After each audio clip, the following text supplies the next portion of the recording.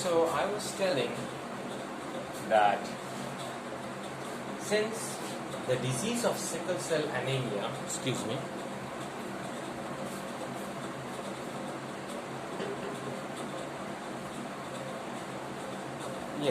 since this disease of sickle cell anemia is caused by a recessive allele,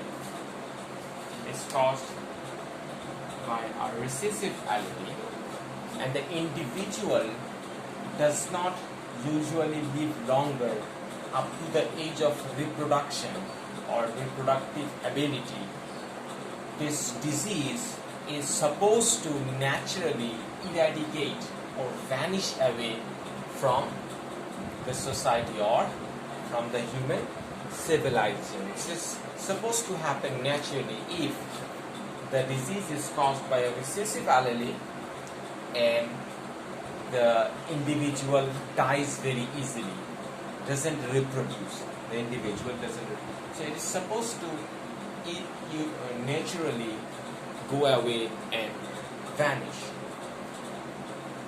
But here is the interesting thing about sickle cell anemia.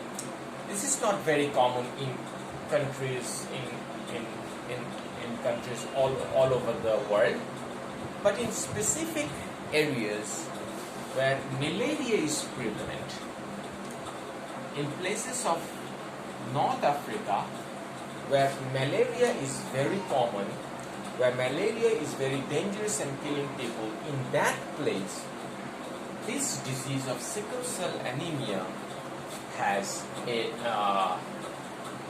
is very common. Okay, why is that? Why do you think it happens?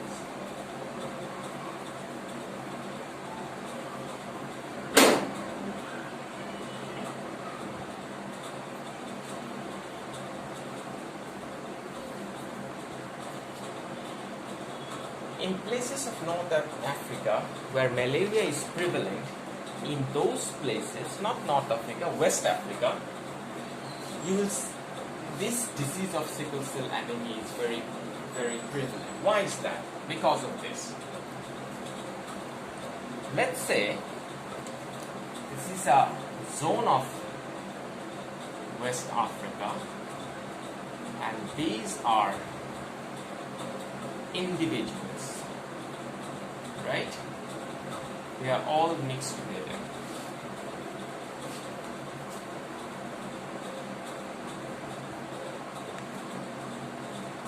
Here, however, we have some red dots here. Okay?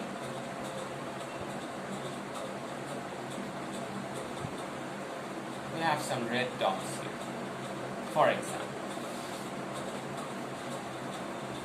Now, these red dots are people with heterozygous chromosome, HBA and HBS. They are not sick. They don't have the disease sickle cell anemia. They are healthy individuals, but they are carrying that gene. And the black dots are the completely healthy person, completely healthy person. Now, study says that it is a very recent study. This is discovered in 2011 or 12 probably, just 7 or 8 years back. It was a mystery. It was a mystery for the last 20 or 30 years. But it was solved by some Portuguese and some scientists in 2011 and 12. This is important. So they found that these people carrying one mutated gene of sickle cell anemia has a natural fighting ability, has a natural ability to fight against a special disease called malaria. So malaria is very dangerous in West Africa, and malaria is killing all of these people, all the persons that are healthy persons. Malaria is killing the healthy person. So only the person that carries a gene of sickle cell anemia survives. Now these individuals are also healthy, although they are carrying a gene of sickle cell anemia. So what is the result of this? The result of this is the next generation is HbA, HbS. HbA, HbS, right? From here, you have this HbA can combine with this HbA. So HbA, HbA, HbA, HbS, HbA with HbS, HbS with HbA again.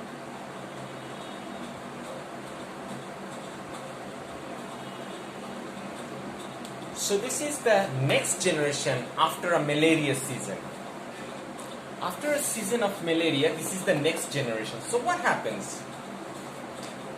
3 of the individual, out of 4 individual, 3 of them carry sickle cell anemia, and 1 of them carries the disease. 3 of them carry the gene, but 1 of them carries the disease, and this individual dies away, right? So you are left with 2 individuals. They are carrying the, what should I say, they are carrying gene of sickle cell anemia. What happened to this individual? This individual again dies of malaria because this individual does not have that ability to fight against malaria. So you're left with, again you're left with, so the result is this. The result is this. The people who have 1 gene of sickle cell anemia survive. People who have 2 healthy genes dies of malaria. People who have 2 healthy genes of 2 genes of sickle cell anemia dies of sickle cell anemia. So the heterozygous individual is only remaining. Can you follow me here? So this is how, although this disease is supposed to naturally eradicate, but because of this strange thing, this is very common in West Africa. Okay, there is more into it. You can Google it and study about this. Okay, thank you. And there is something very something similar of this topic to the recent coronavirus. Some scientists are telling that this disease is not so much prevalent here in Bangladesh or in this region or also in Africa, because we have a vaccine of TB. We are used to, most of the infants of this region are vaccinated with TB, tuberculosis. In Bangla it is called Jokka, which helps to fight against coronavirus. There is a study going on with this. It's not yet published or not that verified, but there is a study going on. Similar thing to that sickle cell anemia. Alright, now the last thing, the different number of chromosomes. This is a male individual. Here I have a male individual and I have a female individual. Right? The male individual has 2 chromosomes, and we can expect the 2 chromosomes will form 2 gametes. Right?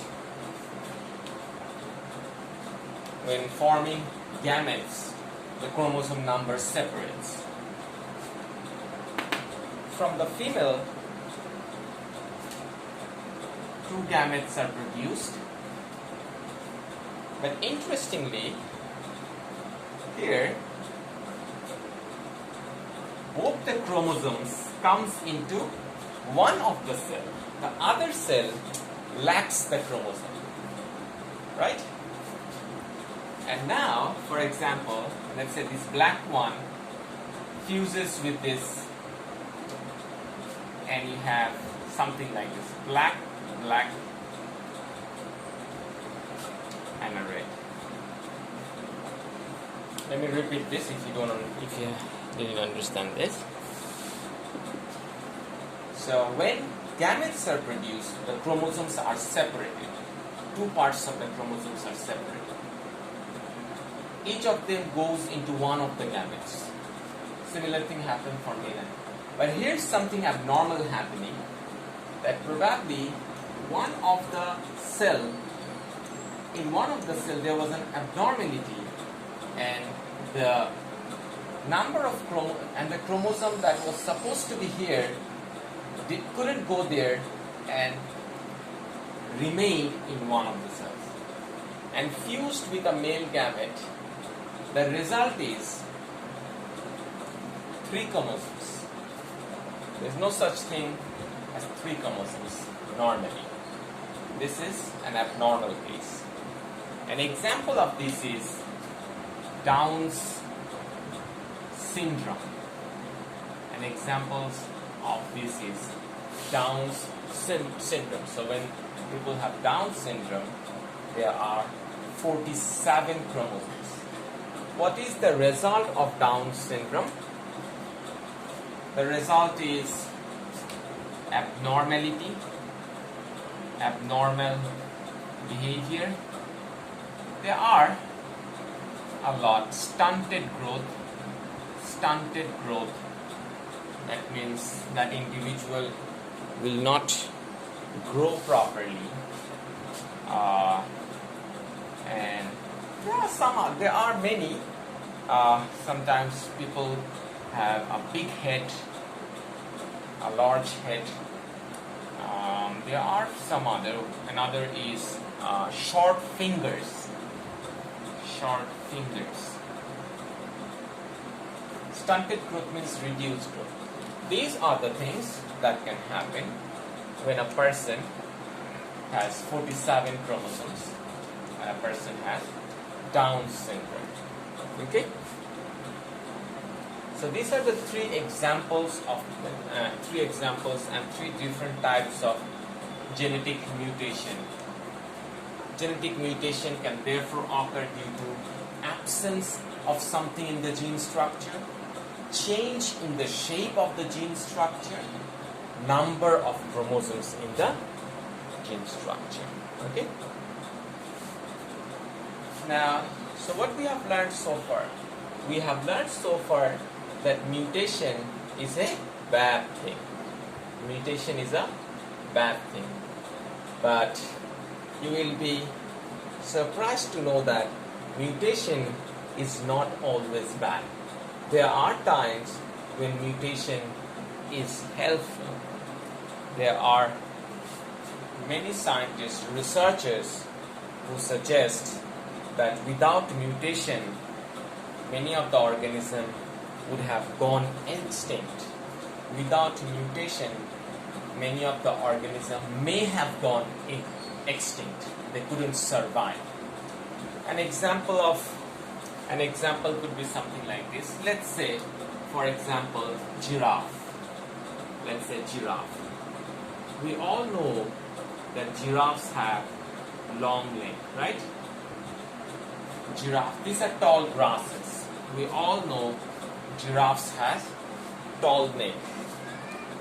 But there is no specific height about that, although it is being said that the neck of a giraffe is about, how is it 2 or 3 meters, maybe 3 meters. On an average, the neck of giraffe is around 3 meters tall.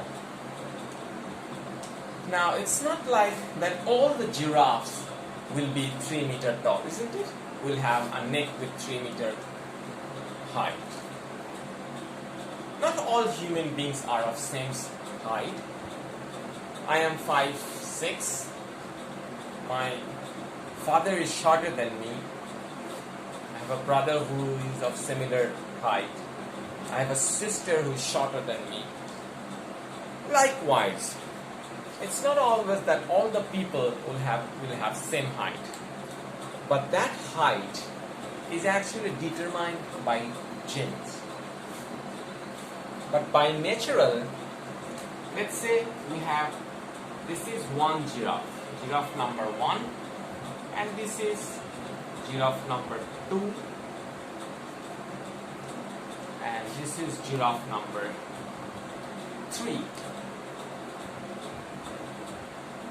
So what do we see here? We see here that giraffe that has a short neck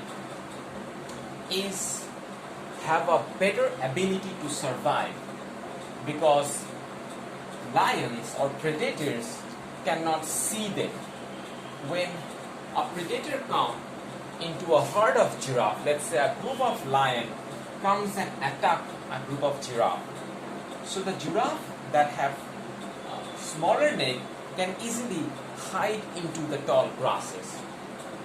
Okay, so what will happen? By naturally, the giraffes with tall neck will easily be hunted and they will die. But the giraffe that had short necks will survive. So what does this suggest? Doesn't this suggest that mutation somehow helped them? Remember, this giraffe had short neck because of some small mutation, because of some small change in the chromosome or some small change in the gene structure. So now we see that mutation is helping the giraffes in this scenario. Therefore, mutation is not always harmful. Mutation is sometimes useful. There are plenty of examples to support that. We'll talk about this but remember that mutation is sometimes helpful and allows our species to survive. Okay? Adapt and survive. No, just say survive. This is survival through selection. This is called survival through selection. I am not going into detail of this chapter, into this topic, because we'll talk more about this later. Now, normally, the rate of mutation, this rate of spontaneous change, random change, this is very slow, like radioactivity. Most of the particle has radioactivity, but it is very slow. They decay very slowly. You learned it in physics. Here, something similar. This spontaneous random change in the gene structure is very slow, but there are some factors that can sometimes increase the rate of mutations. Factors that can increase the rate of mutation. And these factors are called mutagens. Mutagens. I think I should erase some of this. Factors that can alter the rate of mutation are called mutagens. Factors changing the rate of mutation. When I say factors changing the rate of mutation, I mean it can increase the rate of mutation or it can decrease the rate of mutation. But in 99% of the case, the factors that we're talking about increases the rate of mutation. So it is better if I say factors increasing the rate of mutations. Examples of mutagens are, what are the examples? You have UV light, ultraviolet, then you have alpha, beta, and gamma rays. Alpha, beta and gamma rays. See, science and in fact life, everything of life is so much interrelated. Mutation is a spontaneous change, is a random change. And remember in physics we learned that radiation, radioactivity is a random change. And from radioactivity we have alpha, beta and gamma. See, one random change in material, in non-living matter causes another random change in a living matter. Have you seen how this is so related? Isn't it interesting? One alpha, beta and gamma comes from a random process, affects some random process in living things. And all of this, UV, alpha, beta, gamma, they causes skin and other type of cancers. Skin and other cancers. Okay? Then you have something called mustard gas. Mustard gas.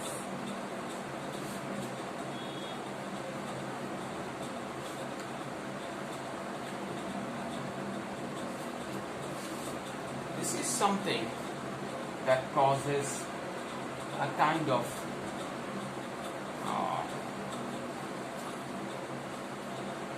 lung cancers.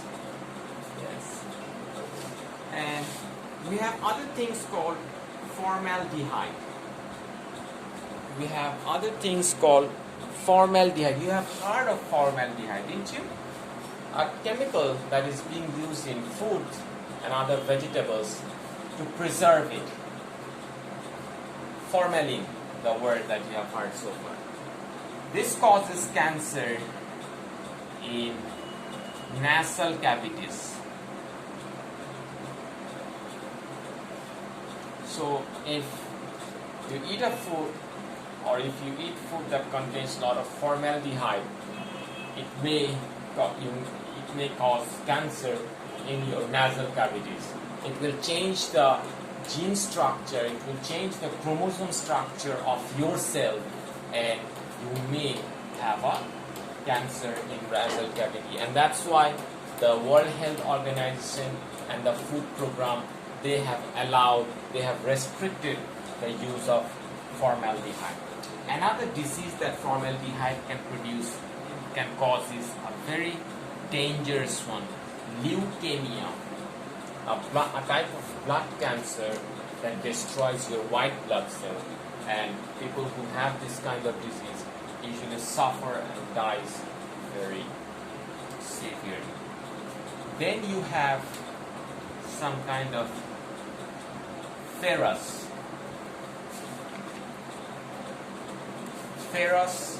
and manganese salts. Some salts like some iron and manganese salt, they can also create some problem. Some problem like ferrous can cause some abnormal red blood cell, RBC.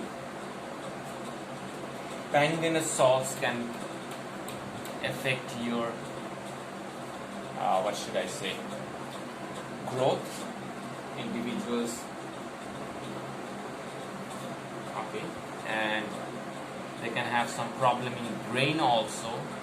And this kind of manganese salts causes some defect in the brain cells, and they can cause seizures and also sometimes unusual behavior, abnormal behavior. So these are the different kinds of mutagens, and these are how they affect our natural growth. I think that's all for today. That's all for this lecture. Thank you.